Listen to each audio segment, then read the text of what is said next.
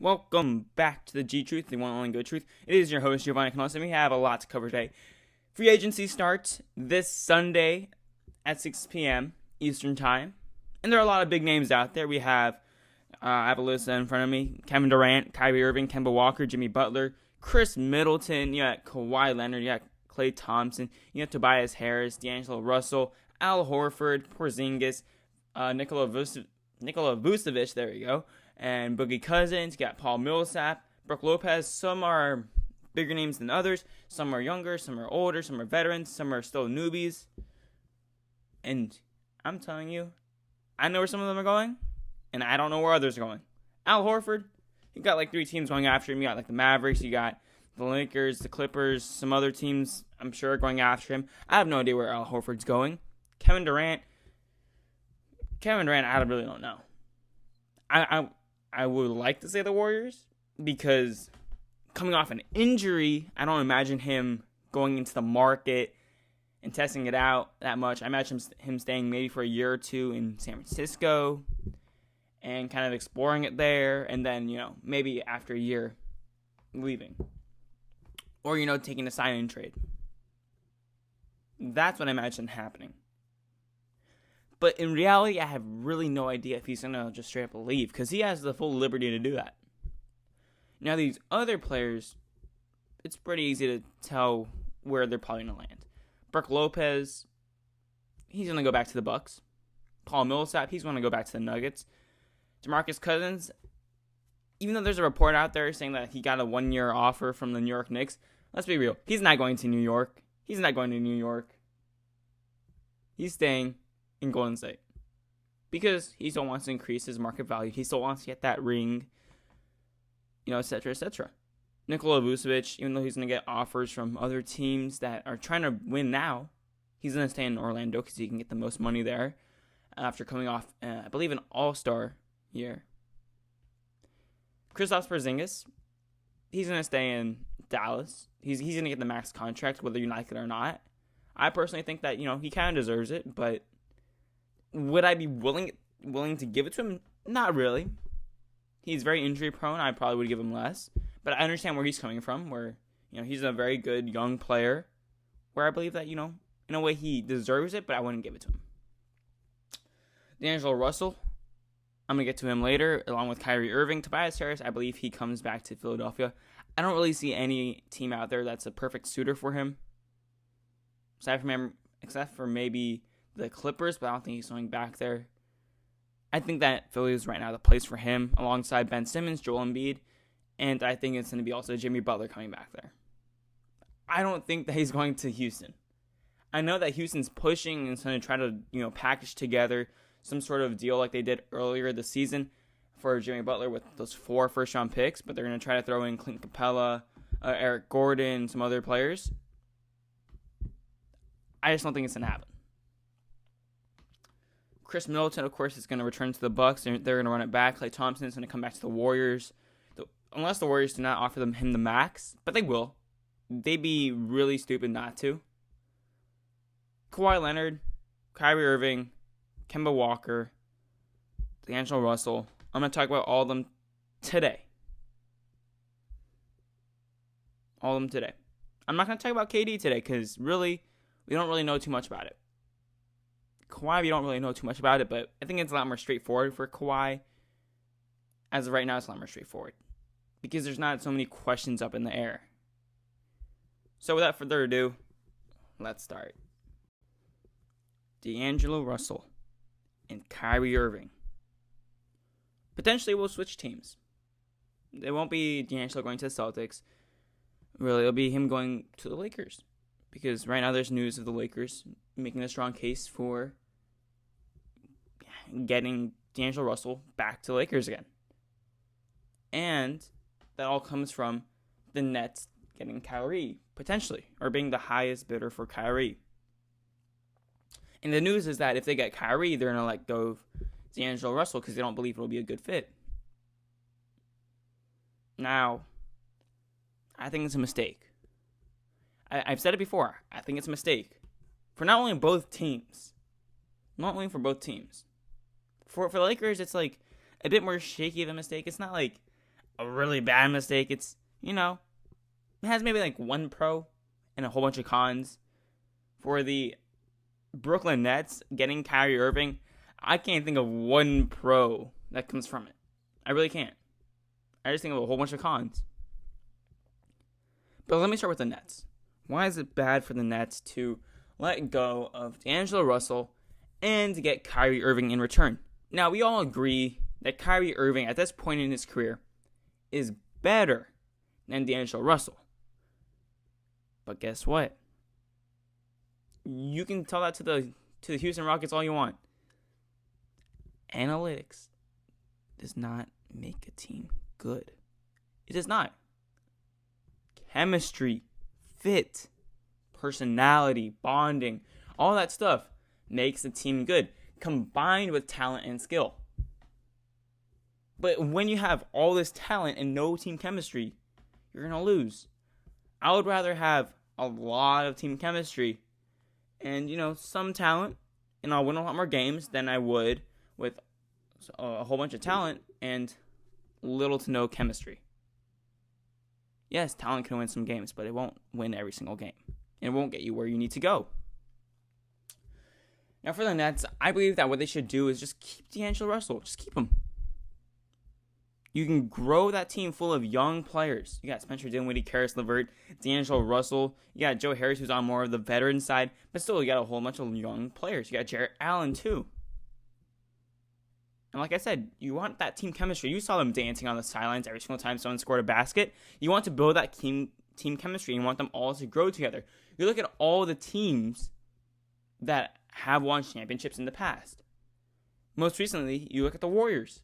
They're all around the same age group. They're all around the same age group because you want them all to grow at the same time. You don't want it to be stagnated.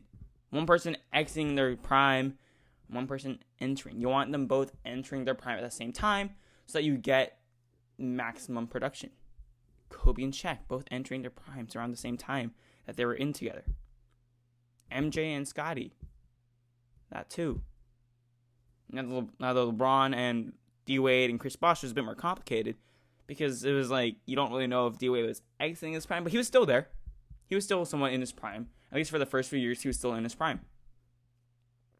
And they won championships like that. But that's how I think that the Nets should go about it. They should keep that team together, let them grow together, and then additionally, we all know that Kyrie Irving is not a leader for a playoff team. You just look at what he did for the Boston Celtics. That was not a playoff team. They made the playoffs in the East, yeah. The Nets are also in the East. But let's be honest. If he goes to the Nets, he'll destroy it. It's a bad look for Kyrie, too. Because, once again, the narrative's going to be, look, you're not a leader. You need a LeBron to save your butt in Cleveland. You really needed him. You may have hit the biggest shot, but you really needed LeBron because you can't even do anything. You may make the playoffs, but you're bouncing around from team to team like a pinball machine. And the narrative will be he would fail again, and he's not a leader. And ultimately, even if KD did come, which would be great for the Nets, the narrative would still hurt Kyrie because I'm telling you, even if KD did come, they would still stuck for that first year. It would definitely enhance KD's legacy, but it would hurt Kyrie's legacy. Because it would be, once again, oh, you needed that guy to come and save you because you couldn't do it. Because you're not a leader. It would enhance that narrative again.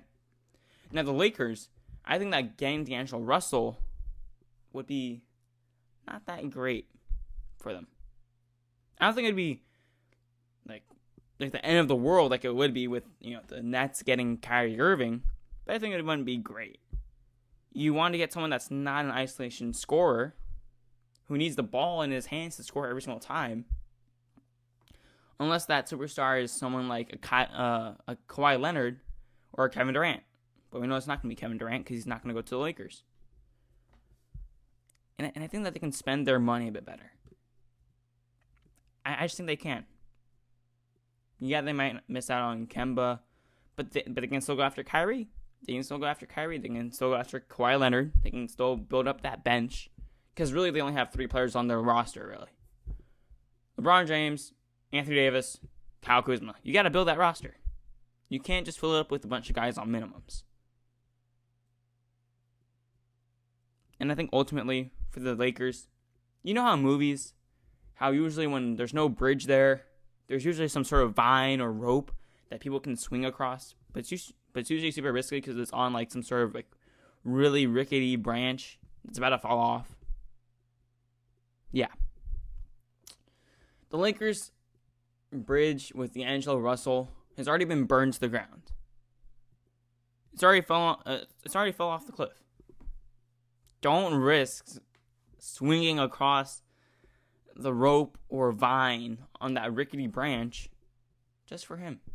Don't risk it. And same with D'Angelo Russell. Don't return to the team that threw you away like trash, who didn't give you a second chance. Don't come back to that team. Come back to the team in the Nets that took a chance on you, trusted you, and believed in you. You don't run back to those who hurt you. If anything, you show them up. You come back and say, hey, you made a mistake. You don't come running back to them. Not at all. Now, for the Lakers, if they do get D'Angelo Russell, the one pro I can think of is that it's more of a safety sort of cushion when LeBron James inevitably retires, or if he gets injured or something like that, where he no longer plays.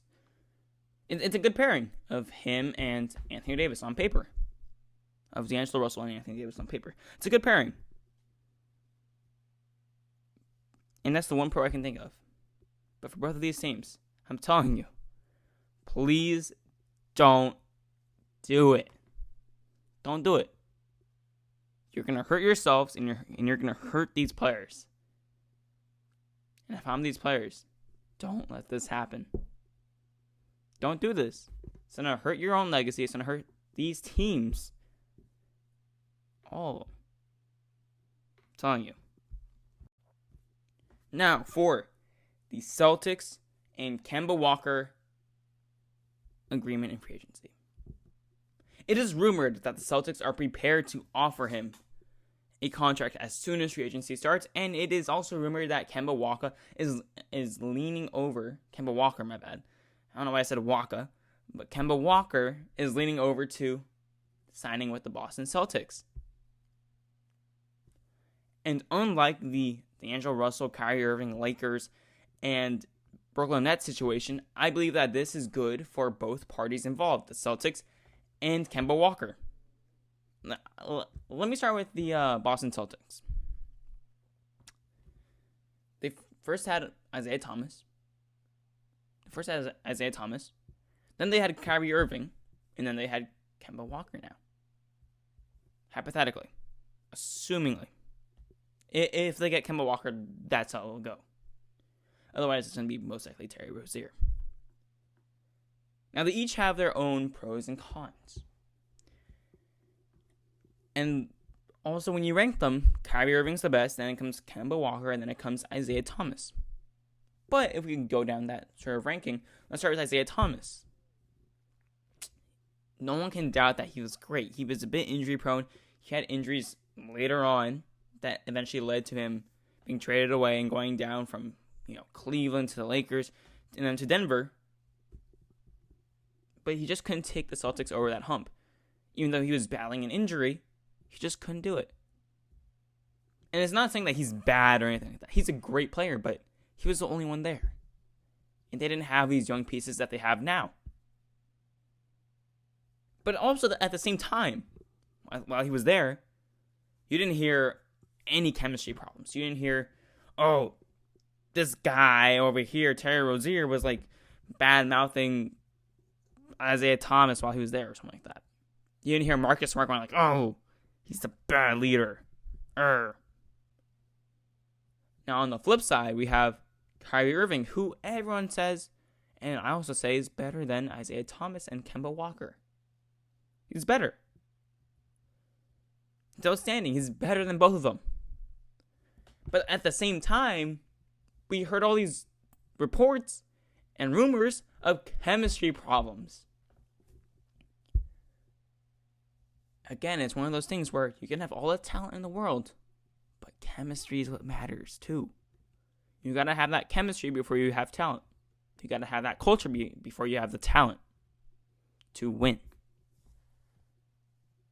But with Kemba Walker, he's not as good as Kyrie Irving, but he's better than Isaiah Thomas.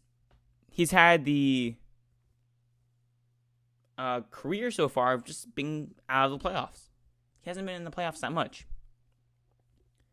And so I don't think that he'll bring any chemistry problems. I don't think he'll be like, give me the ball. Everyone get out of my way. I don't think he will be like that. I just don't think so. And I think that, he'll be able to take them to the playoffs, and they'll have a good run in the playoffs. I don't think that they'll win the championship, but it'll be interesting. It'll be a lot more fun to watch the Celtics than watching this past team implode before our face. It gives you both the best of both worlds of Kyrie Irving and Isaiah Thomas. Great player, no chemistry problems. Put it both together, and you got a team that can actually win. They won't win the championship, like I said, but they can actually win some games. And there won't be reports and rumors every single day of the week about how he's pushing away teammates and all that stuff. It also gives Kemba Walker a chance to shine in the playoffs that he hasn't been to in quite some time because, frankly, the Hornets have sucked. Because, I don't know why, but Michael Jordan, who's, in my opinion, and should be revered as the greatest of all time, is not a good basketball team owner. The report is that he offered a contract way below Kemba's liking. And it's like, MJ, come on. Come on, man. You got to offer Kemba Walker that. And I get it. You don't want to go over the luxury tax for a team that's not making the playoffs. But that's also part of your fault. I get it. Not a lot of players want to go to Charlotte. But you got to make trades. You got to draft better. You just drafted Malik Monk. I kind of liked him coming out of college, but he looks really, really bad. You got that Bridges kid. He looks alright, but he isn't a freshly made product yet. You got to trade for players. You got to do something. And that's ultimately the reason why that Kemba left. Because he wants to win. And he's going to get that in Boston. And Boston's going to get him too without all the problems and all that stuff. And if they are able to force their way into the alleged Jimmy Butler to the Houston Rockets trade, which I don't think is going to happen. I just don't think it's going to happen. And if it does, then Houston's really screwed. But I believe that if they can force their way into there and get Clint Capella, damn, that can be a really nice roster. And bring back Terry Rozier. Whew. It won't win the championship, but it'll be nice. It'll be fun to watch. You'll have Kemba Walker, Clint Capella, Jason Tatum, Jaylen Brown, Terry Rozier, whoever's going to play at the 4. Marcus Smart. It could be pretty good. It could be really, really fun to watch. So I think that in this case, unlike the previous case that I talked about, the D'Angelo Russell, Kyrie Irving, Brooklyn Nets, LA Lakers situation, I think that this is going to yield better results for both the team and the player. And especially for the player in this case, for Kemba Walker. Because now he can actually show himself and prove himself in the playoffs.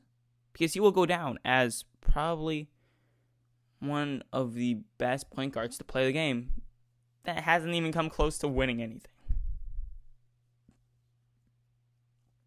At all. But it's going to be great for both teams. And I'm looking forward to seeing it if it does happen. Probably the most quiet superstar in the league has 3 destinations in mind in free agency. That's Kawhi Leonard. He has the Raptors in mind, the LA Clippers, and the LA Lakers.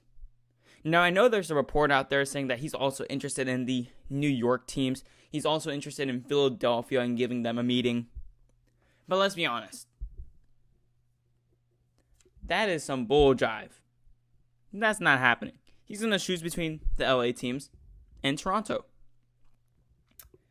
Now, I believed that the more and more progress and success that the Raptors had in the playoffs, it would increase the likelihood of him staying in Toronto.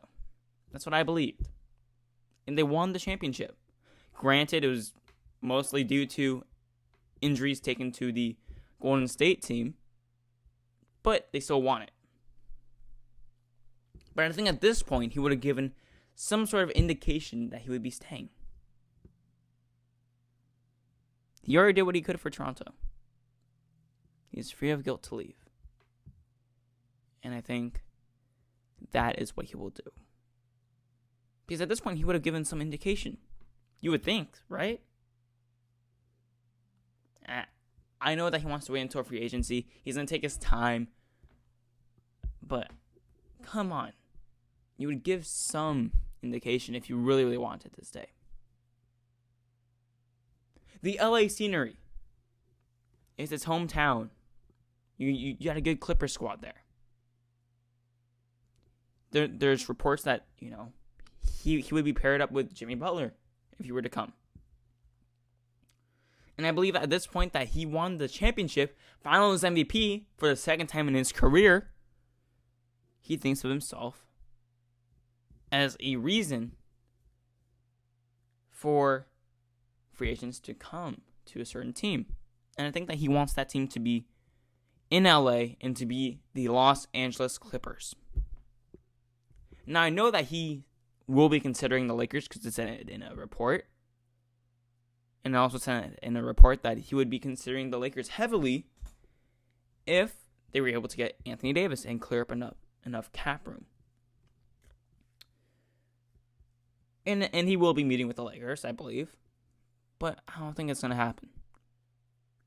I believe there's nearly 0% chance of him actually coming to the Lakers rather than the Clippers. But if he were, it would be an instant championship. If he were to come to the Lakers with that squad, I don't care who is on the bench, but it would be an instant championship. Unless everyone got injured. It'd be an instant championship. But I don't think he'll do that. And I don't think that the Lakers, even though they would get a championship, especially LeBron, would necessarily like that to happen.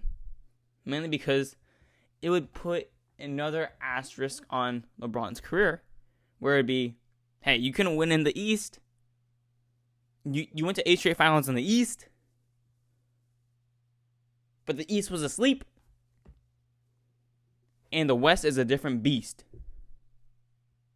You can't make the playoffs in the West. You need some help. You need 2 extra superstars to actually make the playoffs and to actually win the championship. You can't do it. You can't win in a duo. You need 3 players. You and 2 other players, and then you got Kyle Kuzma too. I think it will add another asterisk on LeBron's legacy, and I don't think he wants that. At this point in his career, where he's getting up there in age, he's not old yet. He's not basketball old, but he's got enough tread on his tires, tread on his wheels, where any sort of asterisk or stain on his career, on his legacy, he can't really go back and amend or fix by accomplishing something else. He can't really do that. And I think that ultimately for Kawhi Leonard, it would hurt his own legacy. Because think about who he's won with. He's won with the San Antonio Spurs when they had Tim Duncan, when they had Manu Ginobili, Tony Parker. Hall of Famers. And then in Toronto, where he won. But he won because, frankly, the Golden State Warriors became warrior. It was just Curry. Yeah, you can say, oh, they had Boogie. They had Boogie. And they had Draymond Green. And I wish you could see my face because I'd be looking at you like this. I'd be like this. Really, bro? Really? You were telling me that Draymond Green and Boogie Cousins are offensive threats at this point in their career? Draymond Green's not an offensive threat. We all know that. DeMarcus Cousins is coming off a really multiple bad injuries.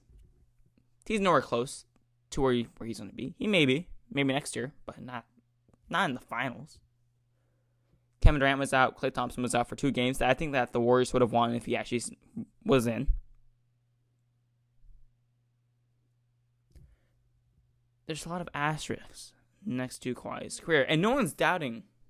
I'm not saying that he's bad. I'm just saying that we have yet to see him truly lead a team to a championship without a lot of things going his way. Whether it be having multiple Hall of Famers on his team. Proven Hall of Famers, not Hall of Famers that down the road we say, oh, that's a Hall of Famer. But Hall of Famers that we knew at that time were Hall of Famers. Who had already won championships before.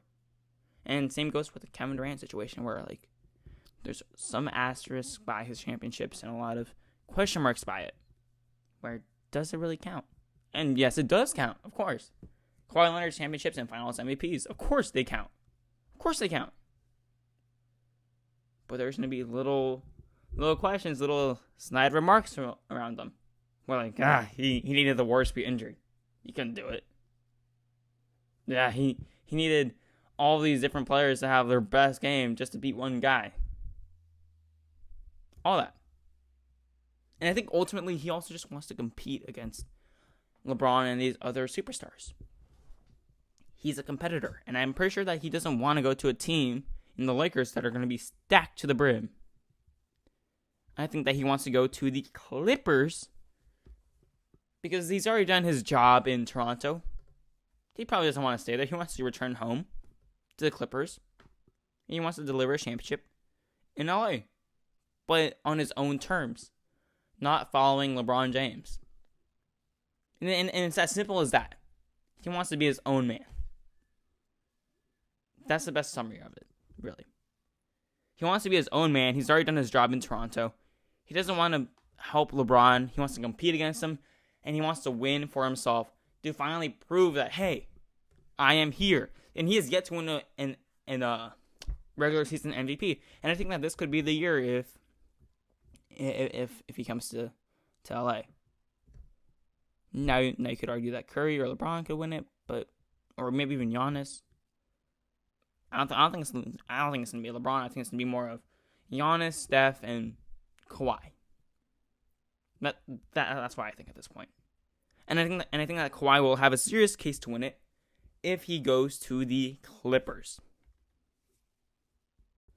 I could talk about KD's free agency and give my guess for that. But let's be honest. Unlike the other players, KD's free agency is really a crapshoot. He has the Warriors, Clippers, Knicks, Nets, a whole bunch of other teams that he's probably looking at. He's a dark horse.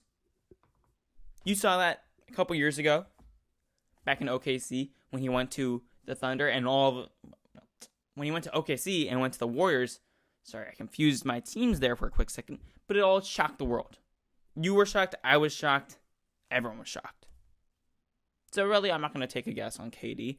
I already said, I think that he's going to come back to Golden State. It just seems right. But with all the news around it, I really don't know. I couldn't confidently give you a guess. So instead, I'm going to talk about something that probably has a bit more meaning right now. Because really, I don't know what KD's going to do. But I know what's probably going to happen with this. The NBA has proposed a new rule.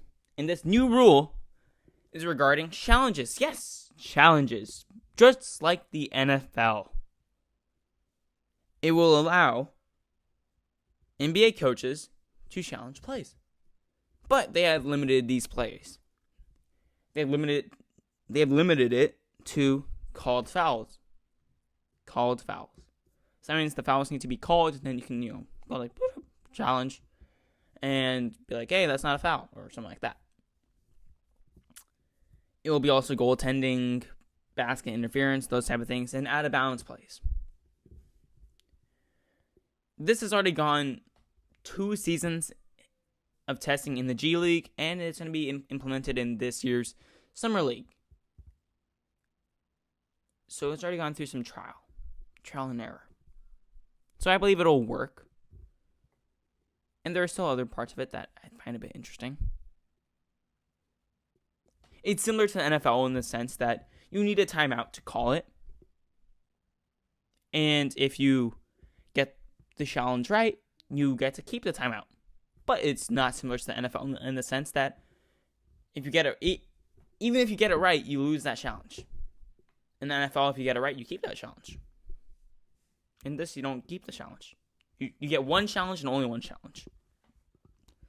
And what I think that does is that it helps keep the flow of the game. Because now, what you also get is that you get a reversal of the previous review rules, where before refs can review whatever they wanted.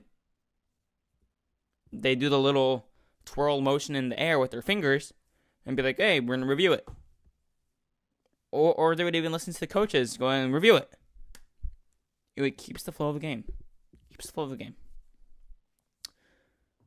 It also allows for plays to be reviewed when it clearly obstructs the rules, which is also good. And it allows to keep the flow of the game too. And it only allows, I'm guessing, these coaches will know when to pick their battles, because they only got one little challenge thing to throw out there. They only got one challenge to throw. So I'm pretty sure that they're going to choose their battles, and they're going to let a lot of plays go. They're going to let a lot of plays go. And so we're going to see a lot quicker tempo games. We're going to see a lot, probably more frustrated coaches, to be quite frank with you. We're going to see an early adjustment early on in the season. And we're going to see these coaches hold on to their challenge request until very, very late in the game. So now it can make the end game a bit more murky when it gets really, really close and really muddy and chaotic. But I think for the most part, it'll be kind of nice tempo for a majority of the game. Now, I do think that there was one major flaw for this. Because the rule book says, well, in this case, for this rule, that when the team wants to request a challenge, they must immediately call a timeout, and then during the timeout, immediately go up to the official and say, hey, I want a challenge. I want to challenge that play. No, I understand where the NBA is coming from, and the idea is there, but I think that this comes with a big, old negative. It is horrible for teams on the defensive end. And I'll give you one play off the top of my head, that highlights this.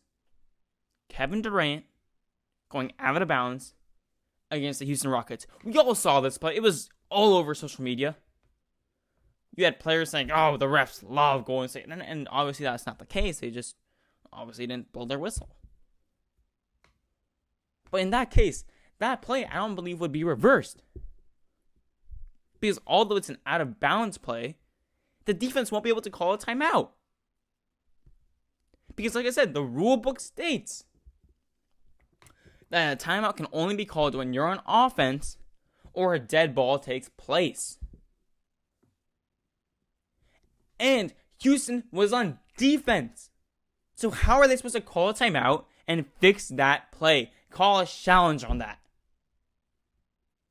Granted, this was the regular season, but things like this can happen in the playoffs. So I think that it is a good idea, and the NBA did a good job by implementing this rule, or at least setting it up for implementation, because it hasn't gone under a vote yet and has not been officialized yet. But I think that comes with one huge negative. It's going to hurt the defense. It's going to help the offense more so. The simplest thing that comes to mind is the foul calls, too. You remember that whole charge, blocking foul sort of thing? Yeah, I think in that case it can actually help the offense more. Even though you can argue it'll help the defense, I think it'll help with the offense more. Because once you go into late game situations and you have something like that, say they call it a charge, dead ball, the team that was on the offensive side can go like, no, timeout, we're going to challenge that. We're going to challenge that. We're going to challenge that, yeah. Yeah, you heard me, we're going to challenge that. And what they're going to do is that they're going to watch the replay, and they're going to see some slight little movement and be like, oh, no, that's a blocking foul. That's a blocking foul. Because technically, he moved. He slid into the offensive player. Because there's going to be some movement in these cases. No one is going to be perfectly still when they're going to get run over in a charge. But I think that that's how it's going to go. Now, if it doesn't go like that, then, credit to the NBA for creating a perfect rule. But no rule is perfect. This will have that major flaw of helping the offensive game more. Not only with the flow, which I think will be good, because you won't have all these timeouts called early on, because these teams are going to reserve it for the very end, especially one more for a challenge. And the refs won't be able to stop the game continuously for reviews.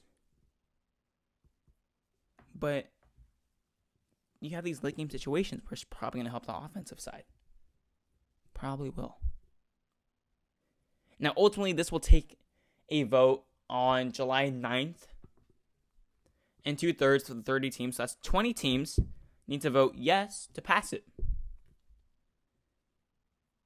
But according to Zach Lowe, you can expect it to be passed. And I think it's going to be good. It's going to be good.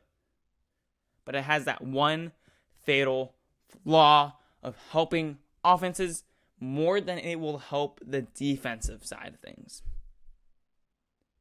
But who knows? I could be wrong. It could be perfect.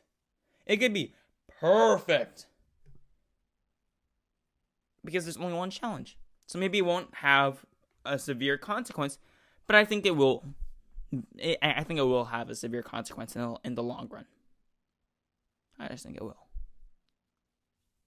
It will help the offenses more than it will help the defense. Thank you for listening to The G-Truth. Be sure to like and subscribe if you are listening to this on YouTube, as well as follow this podcast on the podcast app of your choice, and also the podcast app that you listen to the most. Also, be sure to share this podcast/channel with your family and friends to help this channel grow, as well as podcast grow. It has been The G-Truth. This is your host, Giovanni Canales. Thank you for tuning into The G-Truth, and peace out.